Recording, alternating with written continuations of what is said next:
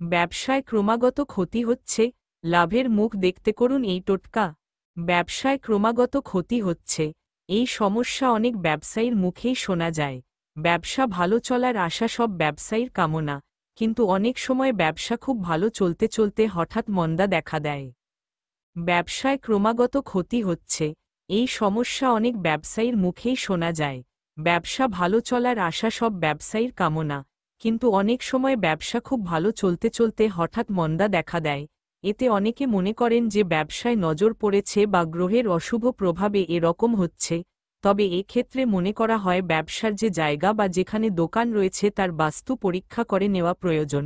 কিছু বাস্তু টিপস রয়েছে যা অবলম্বন করতে পারলে ব্যবসায় উন্নতি ধীরে ধীরে লক্ষ্য করা যাবে।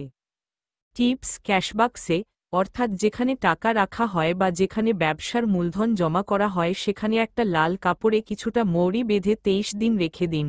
23 দিন পর সেই মৌরি যে কোনো মন্দিরে দান করে দিন এবং পুনরায় এই কাজটি করুন। এর ফলে খুব দ্রুত ব্যবসায় সাফল্য আসতে শুরু করবে। ব্যবসার জন্য দোকান তৈরি করার সময় খেয়াল রাখতে হবে যেন দোকানের সামনের দিকটা চওড়া এবং পিছনের দিকটা সরু হয়। এক্ষেত্রে ব্যবসা খুবই ভালো হয় বলে মানা হয়।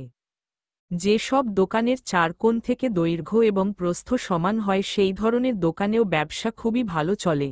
দোকানের মালিক এবং ক্যাশবাক্স যেন কখনো দোকানের বিমের নিচে না হয়, এই লক্ষণ খুবই অশুভ বলে মানা হয়।